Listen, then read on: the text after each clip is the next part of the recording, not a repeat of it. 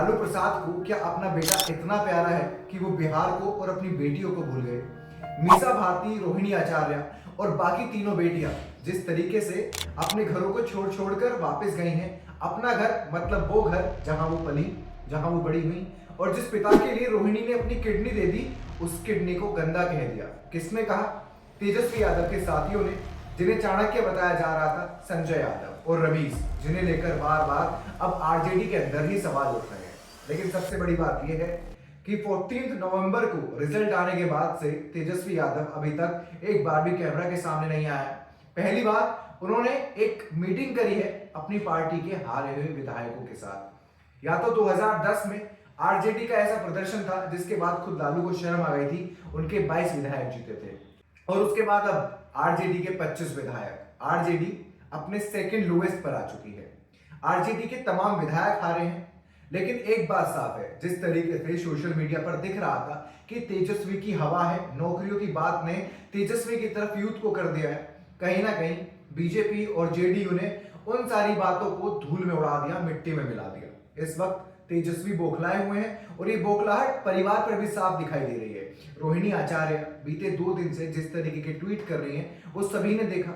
उन्होंने अपने परिवार से भी रिश्ता तोड़ दिया, उस पार्टी से भी रिश्ता तोड़ दिया जिसको उनके परिवार ने बनाया, उनके पिता ने बनाया, उनकी मां ने उसको आगे बढ़ाया। और वही पार्टी अगर रोहिणी आचार्य की तरफ चप्पल उठा रही है तो कहीं ना कहीं रोहिणी आचार्य की भावनाएं और आत्मा दोनों हताहत है।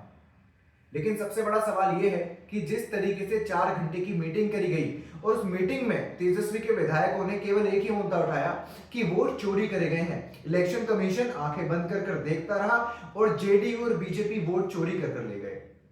चुनाव से पहले भी वोट चोरी का मुद्दा काफी जोर शोर से उठाया गया। राहुल गांधी ने बड़े बड़े बम फोड़े, लेकिन कुछ नहीं हुआ, क्योंकि बिहार के चुनाव ने एक चीज साफ कर दी कि वोट चोरी का इल्जाम कितना भी बड़ा हो, लेकिन जब जनता अपना मन बना लेती है कि किसको वोट करना है, वो किसी की नहीं सुनती। फिर चाहे कोई भी नेता पोजीशन में हो या कोई भी नेता पार्टी में हो। बीजेपी को जिस तरीके से वोट मिले हैं, 90% के स्ट्राइक रेट के साथ बीजेपी ने 100 सीटों पर चुनाव लड़ा और 90 को जिता दिया, मतलब 90% का स्ट्राइक रेट। और जेडीयू नीतीश कुमार को इन चुनाव से पहले, चाहे प्रशांत किशोर हो, तेजस्वी हो या फिर कोई और अपोजिशन का लीडर, उनको अनहेल्दी बता रहा था, कह रहा था कि नीतीश कुमार लीडरशिप के लिए रेडी नहीं है।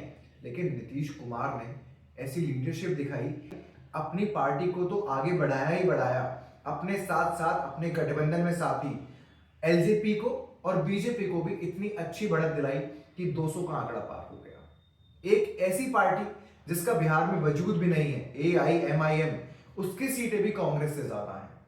जिसके बाद सवाल एक ही खड़ा होता है कि बिहार के अंदर सबसे बड़ी पार्टी है तेजस्वी यादव की आरजेडी। अब लालू यादव की आरजेडी नहीं रही है, क्योंकि ना तो लालू यादव की बेटियों को जगह है और ना ही बड़े बेटे को जगह है। लालू यादव के 7 बच्चे हैं, लेकिन 7 में से कमान केवल एक ही के पास है, जिसका नाम है तेजस्वी यादव। ना तो तेज प्रताप का पता है और मीसा भारती को राज्यसभा की सीट दे दी गई है। रोहिणी आचार्य लोकसभा का चुनाव लड़ी और हार गई, लेकिन फिर भी तेजस्वी अभी भी उस पार्टी पर कब्जा बनाए रखे हुए हैं। अब बातें ऐसी भी सामने आ रही हैं कि पहले तेज प्रताप, मीसा भारती को साइडलाइन किया गया और उसके बाद अब रोहिणी आचार्य को भी घर से धक्के मारकर ही निकाला गया है। धक्के मारकर मैं इसलिए कह रहा हूं क्योंकि एक तरफ लालू प्रसाद यादव पूर्व सीएम, राबड़ी देवी पूर्व सीएम, राज्यसभा सांसद मीसा भारती बैठे थे, और दूसरी तरफ तेजस्वी और तेजस्वी के 2 साथी संजय यादव और रवीश। और बीच में जब रोहिणी ने यह सवाल कर लिया कि हमारी पार्टी क्यों हारी, क्यों बीजेपी ने इतनी तकड़ी परफॉर्मेंस दी और हम 25 पर आकर सिमट गए, तब उन्हें चिल्लाकर डांटा गया, उन्हें गालियां दी गई और यह कहा गया कि घर से भाग जाओ, निकल जाओ, और तुमने तो सौदेबाजी करी है, जो किडनी पिताजी को दी है उसके पैसे लिए हैं और तुम्हारी मर्जी के लोगों को टिकट दिया। मतलब कि एक बात तो साफ है कि तेजस्वी ने हार का ढीगरा रोहिणी के माथे पर फोड़ दिया। लेकिन इस सभी को दिखाई दे रहा है कि तेजस्वी बौखलाहट में है और वो गुस्सा परिवार पर निकल रहा है। आरजेडी पूरे चुनाव में अपने ऊपर से गुंडा राज का कलंक नहीं हटा पाई और तेजस्वी ने अपने भाई बहन के साथ जिस बर्ताव को रखा है, कहीं ना कहीं वो और गाढ़ा होता हुआ दिखाई दिया है। तमाम बीजेपी के नेता तेजस्वी और आरजेडी को इस मुद्दे पर घेर रहे हैं और लालू प्रसाद यादव के लिए क्या मजबूरी बन गए हैं तेजस्वी कि क्या आरजेडी को संभालने के लिए एक तेजस्वी ही लालू प्रसाद यादव के पास हैं, क्योंकि अब वो अपने सारे बच्चों को खोने के लिए तैयार हैं। उनकी 5 बेटियों ने घर छोड़ दिया है, उनके हाथ से बिहार निकल चुका है। अब उनके पास अगर कोई है तो वो है तेजस्वी और आरजेडी में एक जली हुई रस्सी जितना बल।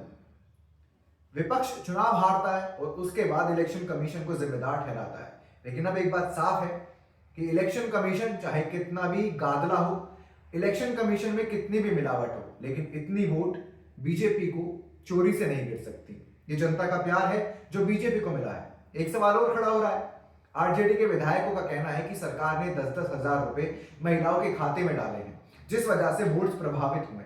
नीतीश कुमार लगातार रिकॉर्ड तोड़ते आ रहे हैं। इस बार उन्होंने रिकॉर्ड तोड़ सीट भी ली और एक रिकॉर्ड और कायम करने जा रहे हैं। एक बार फिर से नीतीश कुमार बिहार के मुख्यमंत्री बनने वाले हैं और भारत के पहले ऐसे मुख्यमंत्री जो 10वीं बार शपथ लेंगे। अगर आपको वीडियो अच्छा लगा हो तो लाइक जरूर करें और शेयर करें।